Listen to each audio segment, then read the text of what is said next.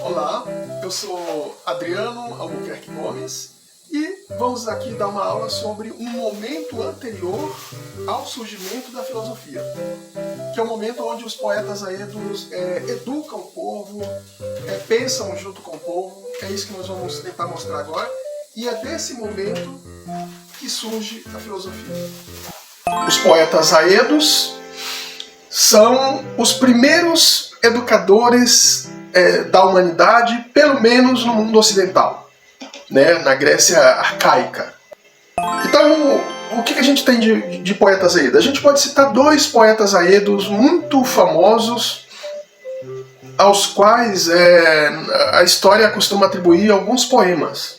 Por exemplo, tem o Homero. O Homero é um poeta aedo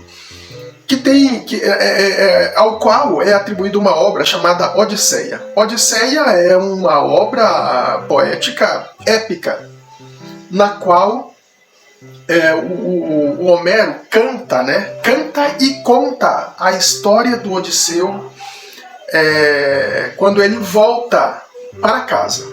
Ele vai para a guerra de Troia, né, e terminando a guerra ele retorna. Só que esse retorno é uma verdadeira epopeia, porque ele lutou muito, brigou muito contra deuses, contra monstros.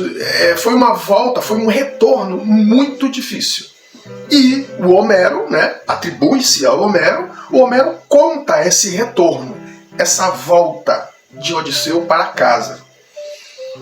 E um outro poeta aedo que nós conhecemos é o Hesíodo. Ele tem uma obra chamada Teogonia, e nessa obra ele conta a origem do mundo, né?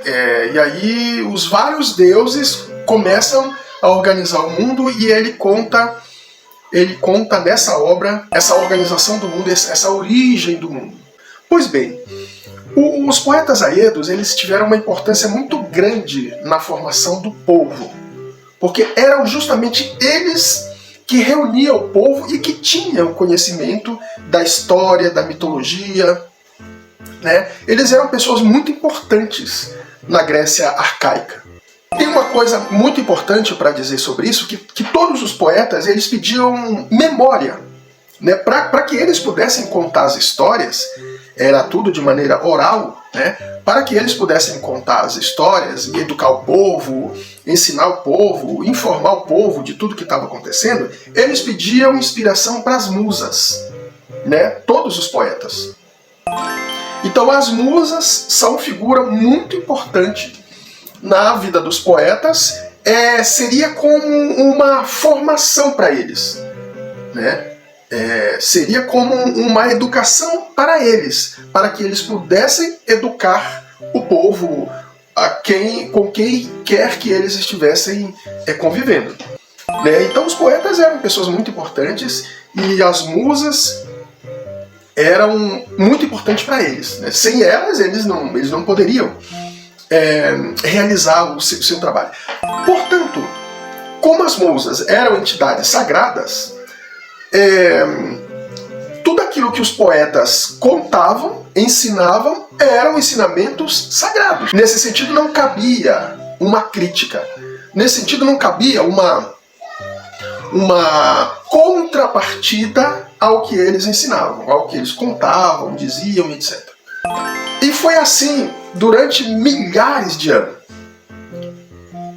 Justamente esse terreno de mitologia, de contação de história, de oralidade, é justamente esse terreno, esse contexto que vai fazer surgir a filosofia.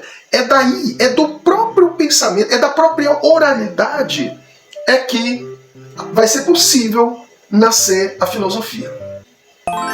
Porque se essa oralidade, né, veiculada pelos poetas aedos é uma maneira, ainda é, né? Hoje em dia nós temos ainda isso. E foi uma maneira de pensar, né, de educar.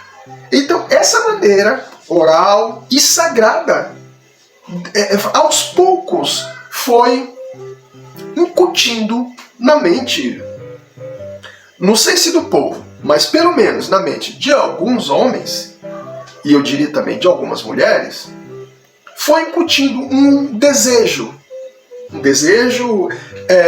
pequeno talvez, mas foi incutindo, né, um desejo de quê? De ter uma maneira diferente de pensar, de educar, de informar, etc.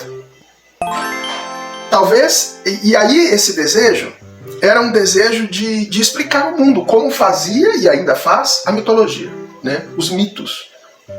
Né? Uma outra maneira. Nós vimos no primeiro vídeo que essa outra maneira que se deu, que aconteceu, né?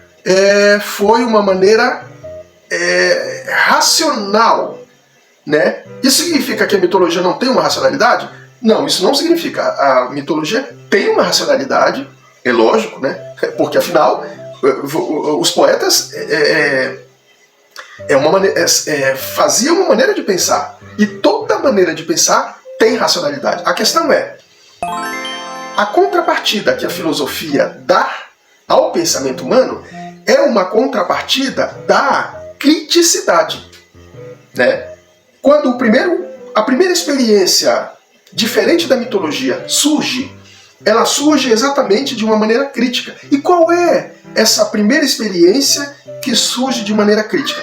É a maneira da observação no seu entorno, né? Como vimos no vídeo anterior, Tales de Mileto, ele observa a natureza, ele observa tudo ao seu redor e começa a pensar